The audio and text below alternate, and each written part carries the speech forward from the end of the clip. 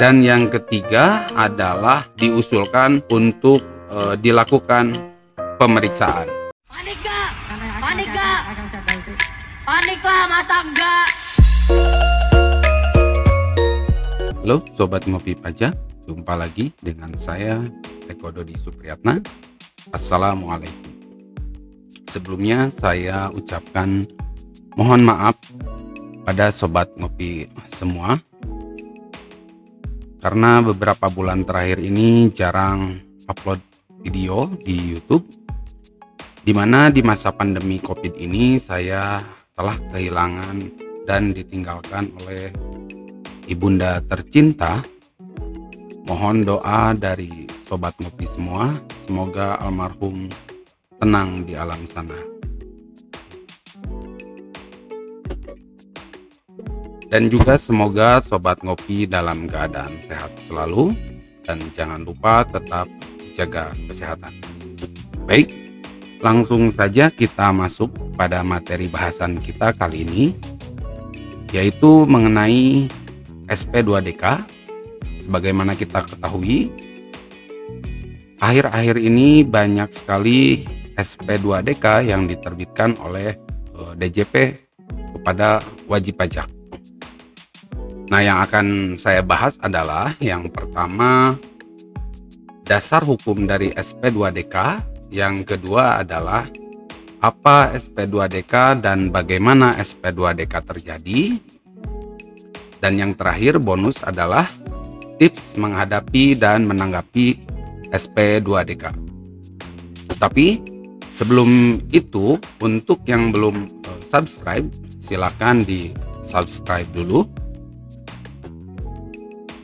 Baik, terima kasih.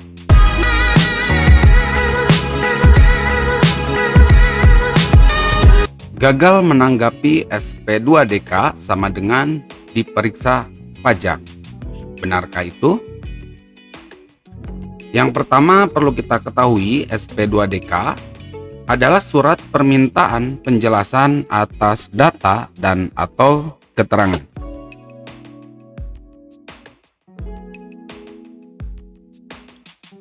Dasar hukum yang digunakan yaitu adalah SE 39/PJ/2015 tentang pengawasan wajib pajak dalam bentuk permintaan penjelasan atas data dan atau keterangan dan kunjungan kepada wajib pajak.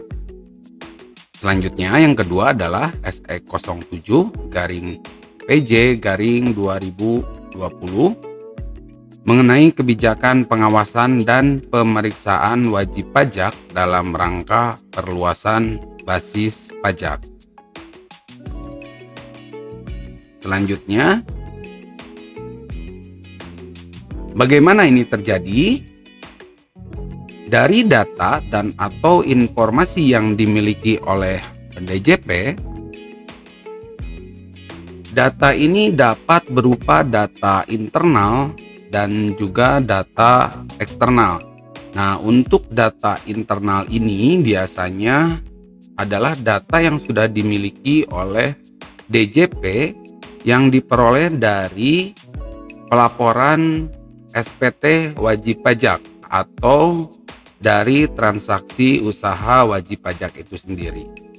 Nah, kemudian data eksternal biasanya diperoleh dari institusi, lembaga, asosiasi, atau pihak lainnya.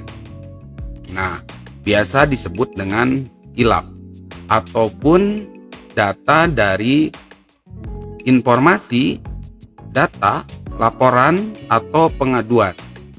Nah, kemudian atas data yang dimiliki oleh DJP, kemudian dilakukan penelitian atau dianalisa, dan kemudian dibandingkan dengan profil wajib pajak. Dan jika memang pada saat proses analisa ini ternyata diperlukan permintaan atas data atau keterangan yang perlu diklarifikasi terhadap wajib pajak, maka DJP dalam hal ini AR akan menerbitkan SP2DK.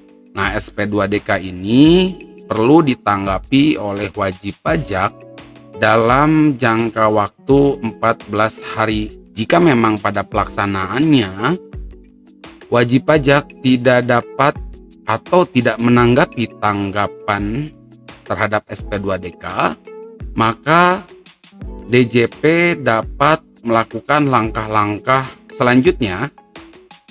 Biasanya untuk yang pertama bisa jadi memberikan perpanjangan tanggapan wajib pajak berdasarkan beberapa pertimbangan-pertimbangan tertentu, atau yang kedua bisa jadi melakukan visit kepada wajib pajak, dan yang ketiga adalah diusulkan untuk dilakukan pemeriksaan. Nah, ini yang cukup repot. Nah, selanjutnya jika wajib pajak melakukan tanggapan dan tanggapan itu diterima oleh AR, maka atas SP2DK ini akan selesai di sana dan dibuatkan berita acara. Namun jika terhadap tanggapan ini masih ada perbedaan pendapat antara wajib pajak dan AR, serta wajib pajak tidak mau mengikuti himbauan AR, baik itu pembetulan atau hal lainnya, maka biasanya SP2DK ini dapat diusulkan untuk dilakukan pemeriksaan. Nah, kemudian selanjutnya, seperti yang saya janjikan, yaitu tips untuk menghadapi SP2DK. Tips yang pertama adalah, untuk yang pertama, yaitu kita ketika pertama kali menerima surat SP2DK dari KPP, maka hal pertama yang perlu kita lakukan adalah melakukan identifikasi isi dari SP2DK tersebut. Apakah SP2DK tersebut benar untuk wajib pajak dengan identitas yang seperti kita miliki, serta mengidentifikasi isi dari SP2DK tersebut, permintaan data atau keterangan apa yang ada atau diminta di dalam surat tersebut. Nah, kemudian yang kedua, setelah kita melakukan identifikasi, maka kita melakukan cek data atau keterangan yang ada dalam SP2DK dan pastikan kembali apakah telah sesuai dengan kondisi yang ada. Kondisi yang ada ini artinya apakah telah sesuai dengan kondisi yang ada pada wajib pajak itu. Kemudian yang ketiga adalah memberikan tanggapan baik secara langsung dengan kita datang ke KPP ataupun dengan tanggapan tertulis melalui surat. Nah, bagi saya pribadi, untuk SP2DK ini akan lebih baik saat pertama kali kita menanggapinya dalam bentuk tertulis melalui surat. Nah, jika memang setelah kita tanggapi melalui surat, kemudian masih ada pertanyaan ataupun klarifikasi yang diperlukan, maka kita bisa datang langsung ke kantor pajak untuk melengkapi keterangan dan klarifikasi yang diperlukan. Tentunya dengan memberikan tanggapan yang berisi jawaban atas pertanyaan maupun atas penjelasan yang diminta untuk dijelaskan. Tentunya ini didasari dengan data yang kita miliki. Nah, kemudian poin yang selanjutnya yang keempat adalah melakukan pembetulan jika memang ada kesalahan.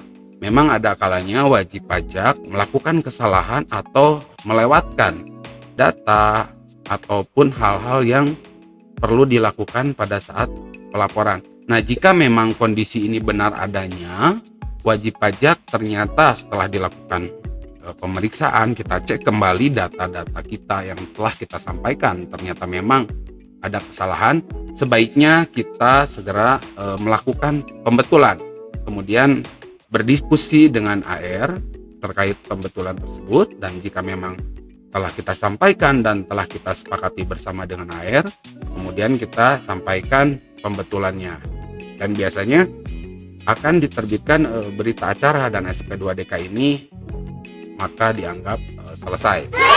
Nah, poin yang kelima adalah bisa jadi kita melakukan klarifikasi atau menyanggah jika memang kita benar. Jadi walaupun AR menghimbau untuk kita melakukan pembetulan, namun pada kenyataannya setelah kita melakukan cek data, kita lakukan cek pelaporan,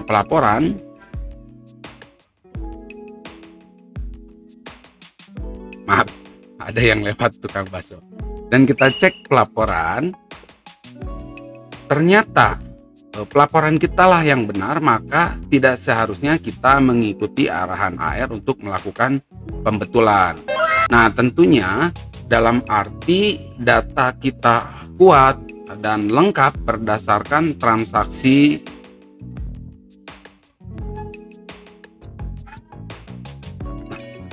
bakso malam.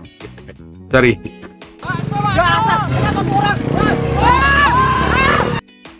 Saya ulangi. Nah, dalam arti data kita kuat dan lengkap berdasarkan transaksi dan dapat ditelusur berdasarkan dokumen yang ada. Namun pada poin yang terakhir ini, jika terjadi perbedaan pendapat, artinya kita harus siap untuk kemungkinan dilakukan pemeriksaan. Namun kita tidak perlu khawatir karena kembali lagi, kita sudah benar maka kita akan siap tentunya. Baik, itulah tips untuk menanggapi SP2DK.